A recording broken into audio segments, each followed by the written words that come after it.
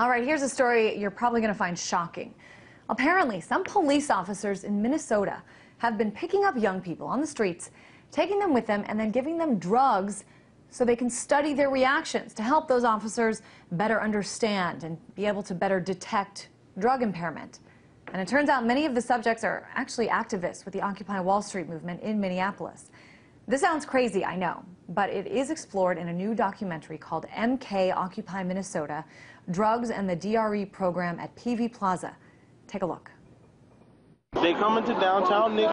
They basically pick up other people. Pick up random people on the street, ask them about the drug evaluation. So the sheriff's getting people to do drugs and then dropping them off back here at Peavey Plaza? Yeah. They give you food, or they'll do cigarettes, or, you know, they'll give you the drugs for free? If I interview you about this, if I blur your face? Are you talking about the two cops? Not necessarily, but yes. They give it to you just to use. You do it in front of them, and that's it. They asked me what my drug of choice was. I said weed. And then they're like, okay, one of them told me I'm looking for something more harder, someone to do meth or coke or something like that. So that was a sneak peek of the 35-minute film, and I want to talk more about this with one of the filmmakers, Dan Feidt, a journalist and Occupy Wall Street activist. Dan, this seems to me just so unbelievable. Tell me what you discovered. Well, essentially, once we caught word that something very strange was going on at Peavey Plaza in downtown Minneapolis, everybody kind of started working together, and we sprung into action to basically have as many people as possible film what was going on. And what we saw was a real shift in the atmosphere in the plaza because of this program called Drug Recognition Experts, or Drug Recognition Evaluation, DRE. And essentially, people who participated in the program claimed that they had been offered marijuana. They have definitely been offered cash, food, cigarettes, that type of thing, all of which is extremely unethical. Whether or not they were actually given drugs, as multiple participants claim, it's still very unethical to encourage people to take drugs with incentives, and that's why this program has no institutional review board, has no oversight. There are no systems to protect the safety and interests of the training subjects in the program.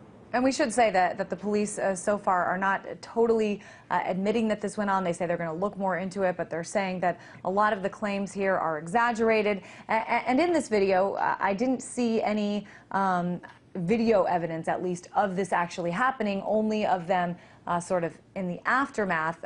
How do you know that all of this is true?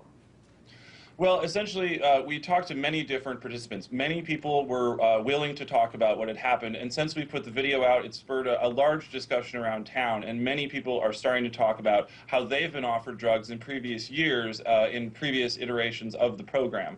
So there's a very large, corroboration among all these different people. It wouldn't make sense for all of these people to just sort of, hatch a conspiracy to claim that this had happened. Now, what was going on was we definitely clearly documented that people left in a real state of sobriety, and then when they were returned, they were definitely highly intoxicated, and that is incredibly unsafe, and it's been creating a public health and a public safety issue in this Peavey Plaza space. It's making it unsafe for everyone, and it's extremely irresponsible. So there are multiple different levels to this story, all of which I think bear further examination, and we're just hoping that everyone can get out there and start documenting drug corruption like the DRE in their own communities. This video expresses how the drug war dehumanizes people and trains officers to treat people like objects. And so whether or not they were directly handed marijuana, if they're being paid cash or cigarettes or food, that's equally as bad. I thought it was really interesting, too. You say that there are many layers to the story, and there are. One of those layers is that apparently some officers are trying to, get these newfound friends high, get them some food from McDonald's, then try to get them, in some cases, to, when they return to the Occupy protest, to be informants, to be spies. Talk a little bit about that aspect of this. Yes, well, essentially one of the most troubling aspects of the war on drugs is the way that the state essentially uses chemical dependency as a way to try to control people. And so what really was going on there is you can see how people that are at a weak point in society are being trained in the program to say, look, we can help you out if you give us information. And they're using Occupy as the ready example as a test, and that's essentially what's going on. I also just quickly want to add, this is a large collaborative project. I helped edit and produce the project and pull segments together, interview people, but people from 4 different organizations, Occupy Minneapolis, Communities United Against Police Brutality, Rogue Media, and Twin Cities Indie Media all participated in this project. And Dan, you've used the phrase now a couple times, war on drugs. This is one that I've been hearing, I think, since back in the 80s. What can be said, though, about a war on drugs when, if all this is true, that those who are supposed to protect and serve are behind, giving drugs? Well, it's very troubling. I mean, the war on drugs is an incredibly, dehumanizing system, and we know at the global level that the United States federal government has benefited from driving up the price of drugs so that in certain geopolitical situations they can exchange guns for drugs, as they do in Asia, south of Russia, of course.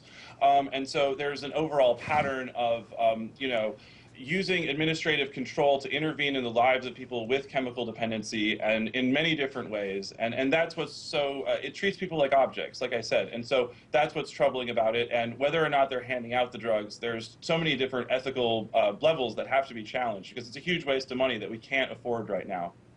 Now, I've got to say, most people who hear this story are pretty outraged by it. They say what's going on is illegal, it's shocking, but there are a few people who have seen this story, have heard about the story, and say, hey, this is a win-win situation. If it's true that what the participants say, that marijuana is being handed out, if there's no oversight or testing of the quality of the marijuana, it could be laced. If it was seized from somewhere, it could be, filled with other substances. And we know that EMT personnel who are independent of law enforcement were not present at the facility in Richfield near the Minneapolis International Airport. And so without emergency medical protection, without vetting the quality of any drugs that would be distributed, which of course is denied, we can see that there's a lack of oversight and checking to make sure that those things are not laced or otherwise dangerous. And even if they're not doing that, they're still not taking the right medical safeguards to protect everyone. And I do want to mention, when you look at this program, the Drug Evaluation and Classification Program, this is not unique to Minnesota. From what I read, I think 47 states, plus D.C., even Canada, participate in this program. I guess I'm wondering, what have you heard? I mean, has this been a successful program? What's going on here? Well, there are, a lot of criticisms out there. DRE officers have been very well known to claim that people are intoxicated when they're actually not, and that's been empirically studied, and we'll have more information about that forthcoming.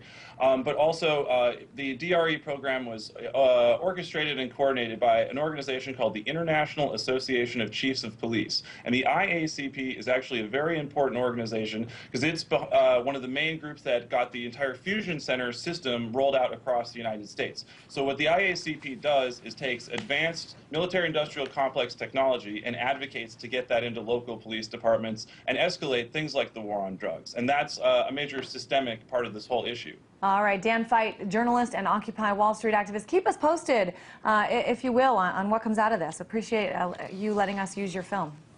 Yes, absolutely. Thank you very much.